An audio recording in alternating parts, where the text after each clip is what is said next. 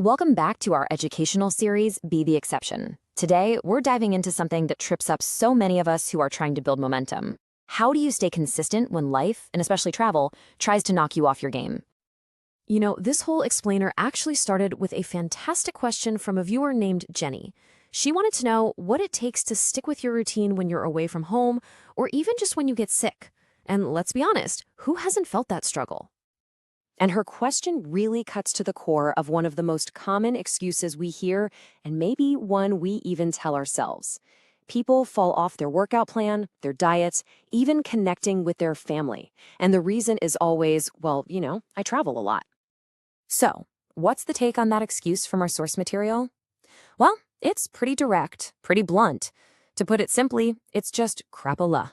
It's not seen as a real reason, but more like a story we tell ourselves to let ourselves off the hook. Okay, so before we get into any practical tips or life hacks, we have to start with the foundation. This isn't about little tricks. It's about adopting a core philosophy, and that philosophy is one of zero excuses. And here it is, plain and simple. You are 100% responsible for your life. Not just when it's convenient, not just when you're in your comfortable home routine, but in every single circumstance at all times. Think about that. Your environment, whether that's an airport, a hotel room, or a client dinner, it doesn't get to call the shots. It only has the power over you that you willingly hand over to it. I love this metaphor. Imagine you're a sailor. When the winds suddenly change, you don't just throw your hands up and let the boat drift. Of course not. You adjust the sails. You work with the new conditions to keep heading toward your destination. The goal stays the same, you just change your tactics. All right, so how do we actually do that? How do we set a better sail? It really boils down to two key strategies. First, you've got to define who you are and hold firm to your boundaries. And second, you need to define your MVP. That's minimum viable production. And trust me, it's a total game changer. So let's break down that first strategy, knowing your boundaries. This is all about deciding in advance what your non-negotiables are. And this is so crucial because our willpower, it's limited. It's at its absolute lowest when we're tired from traveling. If you make the decisions ahead of time, you're not relying on willpower in the moment. Now, look how specific these examples are. This isn't some vague idea. These are hard and fast rules. We're talking 1 glass of wine a night, period. That means saying no to that free stuff they offer on the plane. It might mean at a catered event, you're just eating the protein off the tray. Yeah, it means you might be that person who plans ahead, packs their own food, or orders a steak at a restaurant with no sides. These aren't just suggestions. They're about who you are. Okay, so you have your hard boundaries set. But what happens when life just makes it literally impossible to do your full routine? That's where this second strategy, defining your MVP, becomes absolutely essential. MVP stands for minimum viable production. The goal here isn't to be at your best. The goal is to refuse to do zero.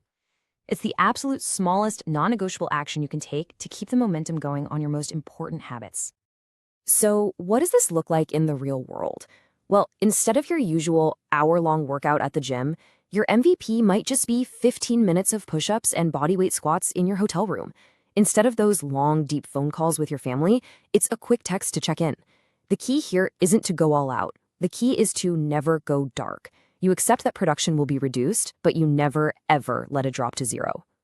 This analogy is just perfect. Think of one of those old-fashioned water pumps, right?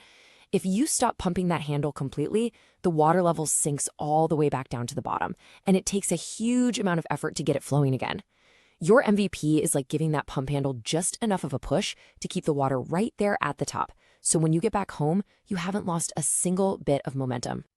So when you boil it all down, both of these strategies, setting those boundaries and defining your MVP, they're both built on one single, incredibly powerful idea. It doesn't matter where you are. At home, on the road, at a holiday party, your identity does not change with your zip code. Your standards are your standards. Your character is your character. The circumstances do not get to define you. So let's end on this note. You are the captain of your ship. Don't let the shifting winds of your environment decide your destiny. Instead, set that strong philosophical sail for your life, hold on tight, and keep moving toward where you want to go.